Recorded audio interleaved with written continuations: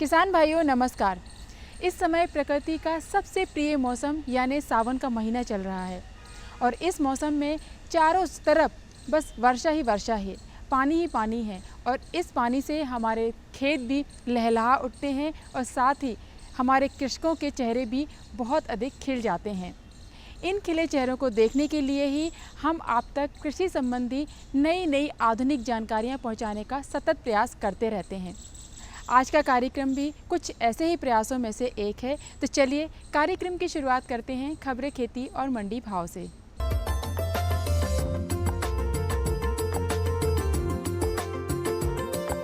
नमस्कार किसान भाइयों, खबरें खेती की में आपका स्वागत है। आइए सबसे पहले देखते हैं कृषि के मुख्य समाचार।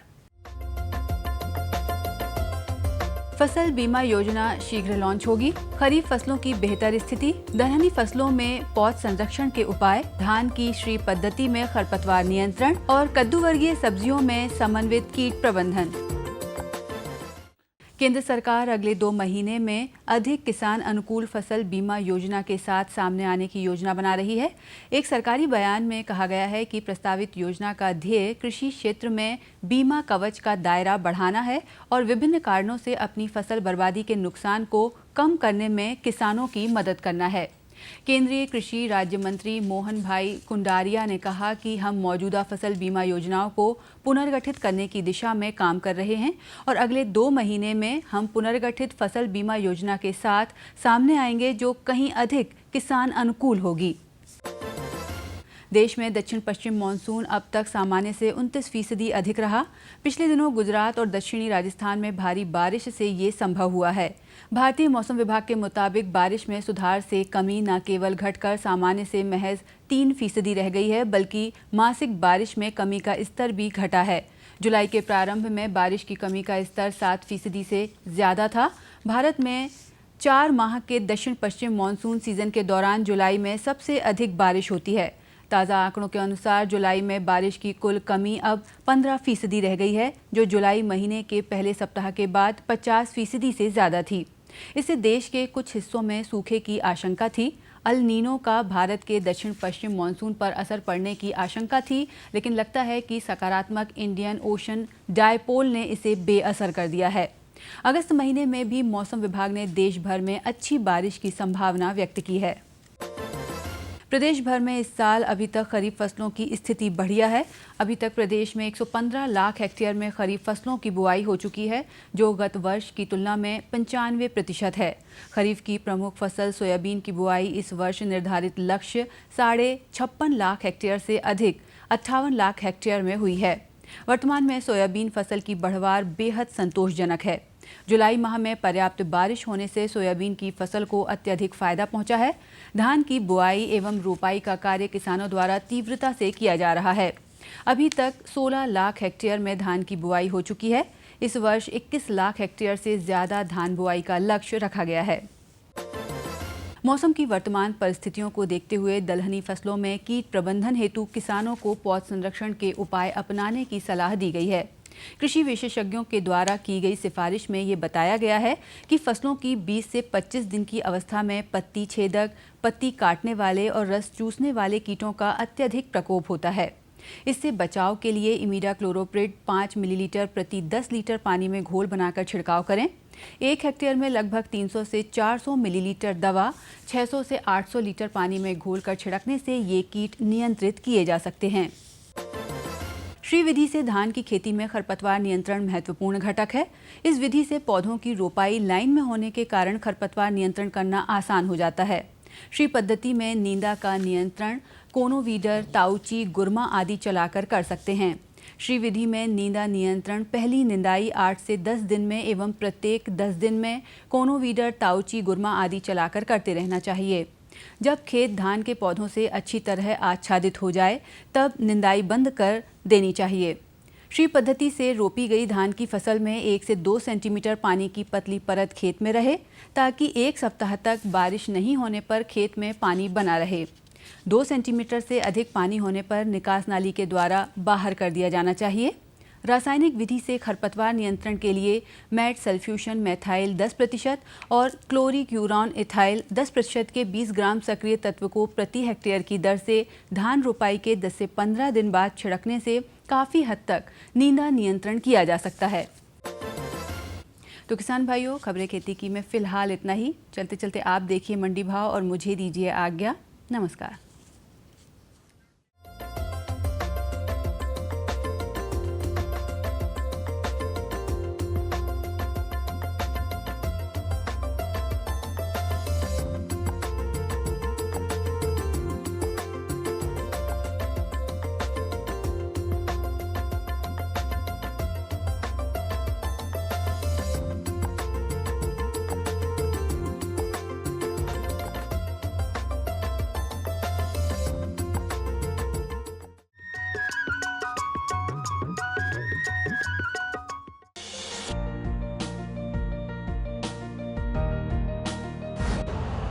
यूरिया का स्वदेशी उत्पादन 70 लाख टन बढ़ाने के लिए 6 उर्वरक संयंत्रों का उद्धार किया जा रहा है।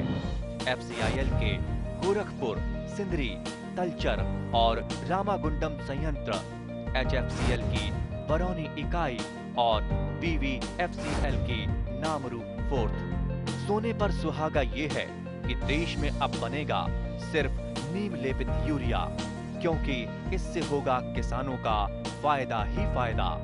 अनाज का उत्पादन 10% तक बढ़ेगा।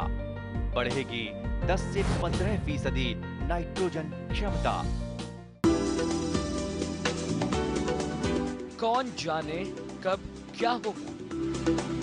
मॉनसून का मिलेगा साथ या दिखाएगा बेरुखी। बादल गरजेंगे या बरसेंगे भी।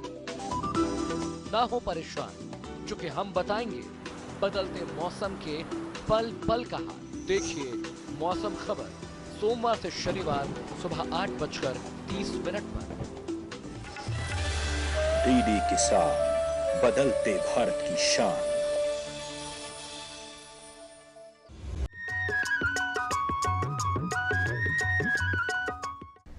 किसान भाइयों, इस समय खेतों में सब्जियां लगी हुई हैं, क्योंकि ये समय वर्षा ऋतु का है। ऐसे में हमारे खेतों में लगी हुई सब्जियां गलती भी हैं, साथ साथ इनमें कीड़े भी लग जाते हैं। इन पर यदि सही समय पर नियंत्रण ना किया जाए तो निश्चित तौर पर बहुत अधिक हानि हो सकती है। तो आइए आज हम इसी विषय पर चर्चा करते हैं हमारे विशेषज्ञ डॉक्टर KS यादव से, जो कि हमें बताएंगे कि सब्जियों में कीट नियंत्रण किस प्रकार किया जाए। किसान भाइयों, अगर हम खरीफ मौसम की बात करें तो देखते हैं कि इस समय जो है हमारे सभी किसान भाइयों ने टमाटर है, मिर्च है, कद्दू वर्गीय फसलें हैं, गोभी है और भी कई जो है सब्जी वर्गीय फसलें लगा रही हैं। जैसे कि हम बाज़ार में देखते हैं तो अलग अलग प्रकार की और सब्जियां मिल रही हैं। भिंडी भी इस समय आ रही है। मतलब 12 महीने जो है सब्जियां बाज़ार में और भरपूर मात्रा में देखने को मिल रही है। अगर हम कद्दू वर्गीय फसलों की बात करें या भिंडी की बात करें और न सब्जी वर्गीय फसलों की बात करें तो इसमें प्रमुख रूप से जो एक समस्या देखने को मिलती है वो है मोज़ेक रोग। और इस रोग के जो लक्षण हैं, पत्ती पर हरे चितकबरे रंग के जो है धब्बे देखने को मिलते हैं। धीरे धीरे करके पूरी की पूरी पत्ती जो है क्षतिग्रस्त होती जाती है और ये रोग भी एक पौधे से दूसरे पौधे में फैलता जाता है और अंत में स्थिति ये आती है कि पूरा का पूरे खेत में जो है पौधे जो है इस रोग से प्रभावित होते हैं और जो है पौधे की बढ़वार रुकने के साथ साथ फल उत्पादन पर जो है इसका जो है उत्पादन पर जो है विपरीत प्रभाव देखने को मिलता है। तो किसान भाइयों, इस मोज़ेक रोग को पहचानें और ये एक बहुत ही खतरनाक जो है बीमारी सब्जियों की। तो इसके लिए सबसे आवश्यक चीज़ है, जैसे कि मैंने पहले बताया, कि रोग ग्रसित पौधों को आप खेत से बाहर कर दें। इसके साथ साथ इसके नियंत्रण के लिए आप जो सबसे महत्वपूर्ण चीज़ है वो कीड़ों का नियंत्रण आवश्यक है। साथ में मेड़ों के खेत के आसपास की मेड़ों की भी सफाई का विशेष ध्यान रखें। अगर रोग ग्रसित क्षतिग्रस्त पौधे और फल यदि हैं तो उनको भी जो है कृपया करके आप खेत से बाहर निकाल दें। अगर हम बात करें टमाटर की और बात करें अगर हम तो टमाटर में इस समय मुख्य रूप से जो है ब्लाइट या जो है जड़ सड़न, ये कुछ रोग की भी संभावना देखने को मिलती है। तो जड़ सड़न और तना सड़न की जो प्रमुख समस्या है वो जो होती है वो है खेत में ज़रूरत से ज़्यादा पानी। अगर खेत में पानी ज़्यादा भरा रहेगा तो उससे इस प्रकार की जो हानिकारक फफूंद है पीथियम और फाइटोप्थोरा, जो हानिकारक फफूंद है, ये फफूंद धीरे धीरे जो है पौधे को प्रभावित करती है और पौधा जड़ से या जड़ जमीन से लगे हुए तने वाले हिस्से को प्रभावित करता है और जो है वो हिस्सा गलने लगता है। तो इस प्रकार जो है इस बीमारी के लिए प्रबंधन के लिए आवश्यक है खेत में जो है ज़्यादा पानी ना हो, पानी के निकास की, जल निकास की उचित व्यवस्था होना चाहिए। और इस प्रकार के यदि रोग जो है देखने को मिल रहे हैं तो इसके नियंत्रण के लिए मेटालेक्सिल प्लस मैनकोजेब, इसकी 3 ग्राम मात्रा 1 लीटर पानी में मिलाकर आप छिड़काव कर सकते हैं। और चूंकि सब्जी जो है कई प्रकार की जो है सब्जी वर्गीय फसलों की, चाहे मिर्च की बात करें, टमाटर की बात करें, बैगन की बात करें या गोभी की बात करें, इन सब की पौध जो है नर्सरी तैयार होती है। तो मैं सभी किसान भाइयों से कहना चाहता हूँ कि नर्सरी अवस्था से ही पौध रोग प्रबंधन के अगर उपाय अपनाते हैं तो खेत में होने वाली बीमारियों से आप आसानी से बच सकते हैं। तो सबसे महत्वपूर्ण चीज़ है कि जब आप नर्सरी में तैयार करें तो उस समय शुरुआती अवस्था में, जैसे ही मैंने आपको बताया, मृदा जनित फफूंद जैसे पीथियम है, फाइटोप्थोरा है, फ्यूजेरियम है, एस्परजिलस है, राइजोक्टोनी है, ये हानिकारक फफूंद चूँकि मिट्टी के अंदर हैं, तो इनसे बचाव के लिए सबसे आवश्यक है कि बीज को जो है उसको उपचार करें।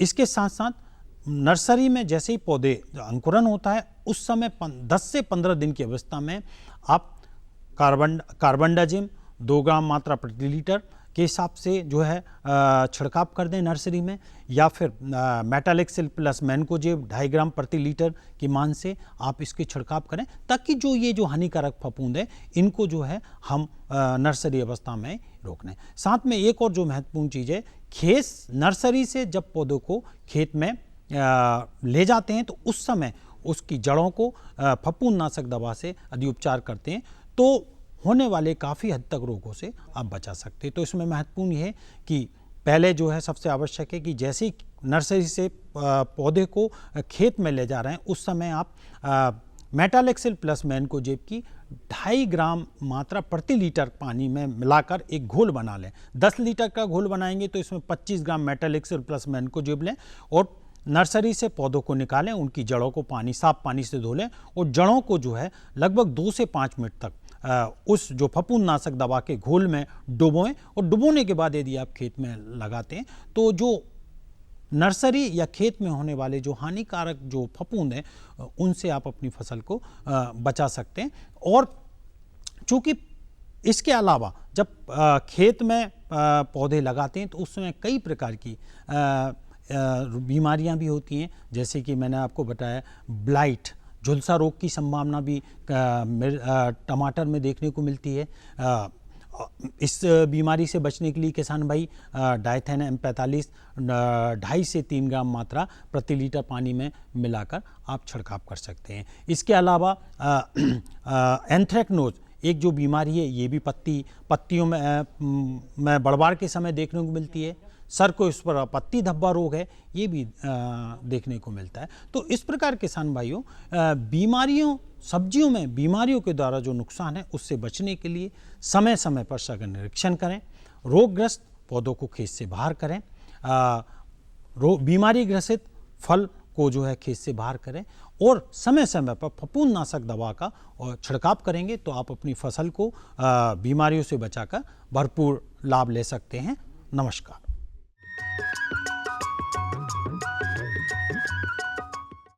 किसानों के हित में बड़ा कदम, प्रधानमंत्री कृषि सिंचाई योजना। हर खेत को पानी, प्रति बूंद अधिक उपज। सिंचाई के सही तरीकों और जल संरक्षण की नई तकनीकों के साथ बढ़ेगा जमीन का जल स्तर। जिला स्तर पर होंगी सिंचाई योजनाएं, असिंचित क्षेत्रों तक पानी पहुंचाकर बढ़ेगा उत्पादन। भारत सरकार की विशाल योजना प्रधानमंत्री कृषि सिंचाई योजना। क्या है फसलों का ताजा हाल, कैसे हो इनकी सही देखभाल। बीज और खाद की कैसे हो सही पहचान, जानिए विशेषज्ञों के साथ। देखिए खेत खलिहान, सोमवार से शुक्रवार सुबह 7 बजे। डीडी किसान, बदलते भारत की शान।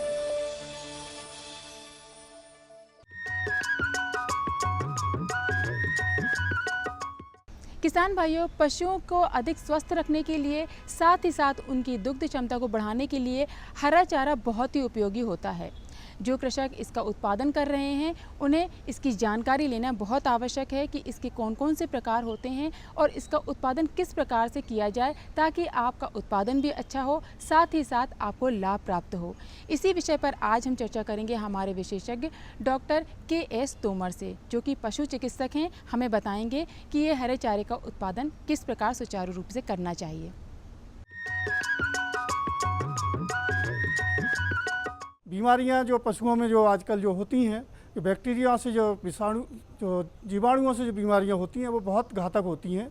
यदि इन बीमारियों को नहीं रोका गया, यदि समय से इन बीमारियों के लिए यदि टीकाकरण नहीं किया गया तो काफ़ी मात्रा में पूरे गांव के गांव खाली हो जाते हैं और काफ़ी पशु मर जाते हैं। जो सबसे ज़्यादा घातक जो बीमारी जो होती है, गलघोंटू है, एकटंगिया है, तिलबड़ है, ये बीमारी बरसात में काफ़ी मात्रा में काफ़ी संख्या में होती हैं, जिससे किसानों को बहुत ज़्यादा नुकसान होता है।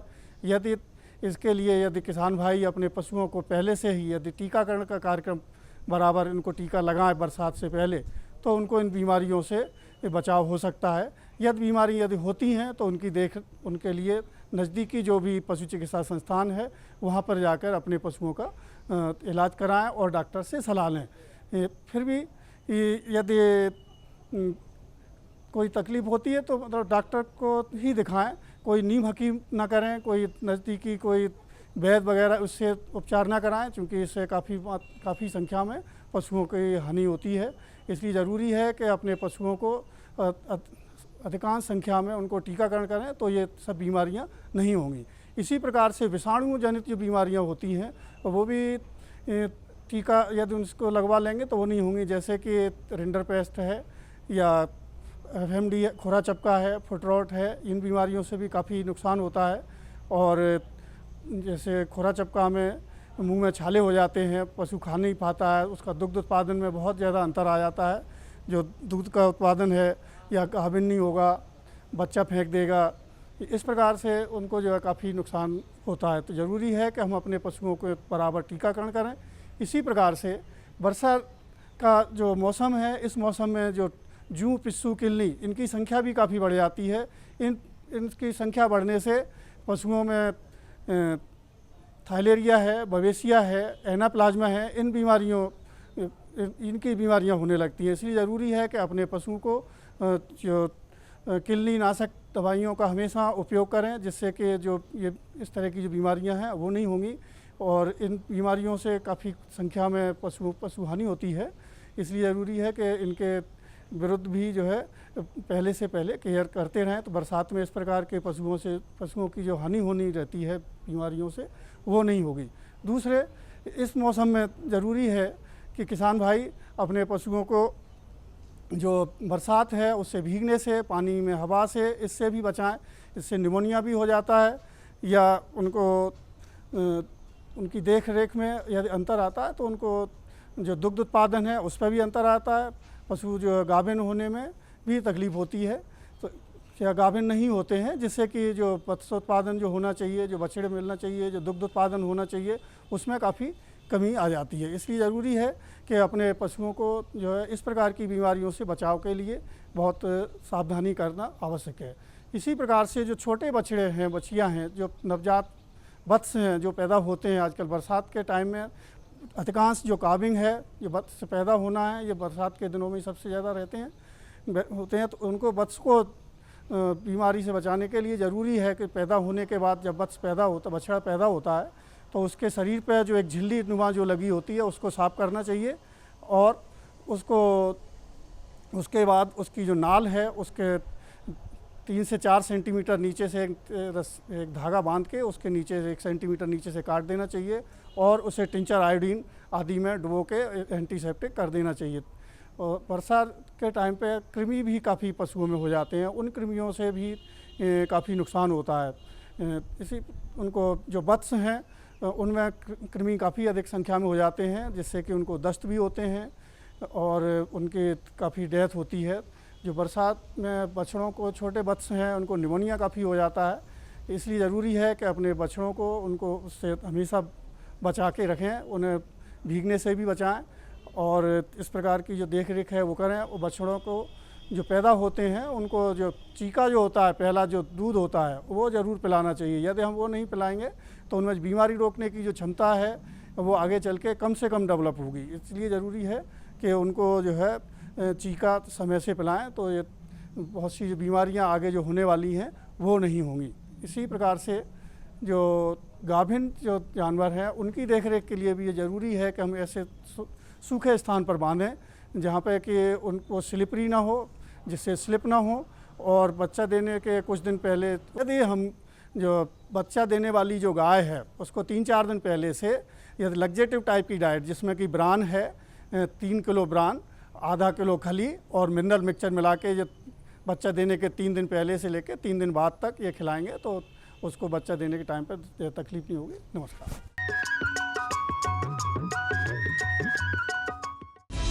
कैसे पाएं अच्छी पैदावार? खाली पड़े हैं खेत, उस समय हम नमूने, मिट्टी के नमूने लेते हैं। कैसे रखें पशुओं का ख्याल? पशु बीमा बहुत जरूरी चीज है। कौन सी तकनीक रहेगी बेहतर? एक कॉल पर मिलेगी पूरी जानकारी। ये साहिवाल गाय कितना दूध दे देती है? देखिए हेलो किसान, सोमवार से शुक्रवार शाम 6 बजे। डीडी किसान, बदलते भारत की शान। मुद्दा किसान का। भारत में मौसम और मॉनसून मिलकर किसानों की तकदीर लिखते हैं। विषय संवाद का। कैपेसिटी नहीं है उसकी इतनी। मंथन विचारों का। किसी को खाता खोलने से मना नहीं किया जाता। देखिए वाद संवाद सोमवार से बुधवार शाम 7:30 पर। डीडी किसान, बदलते भारत की शान।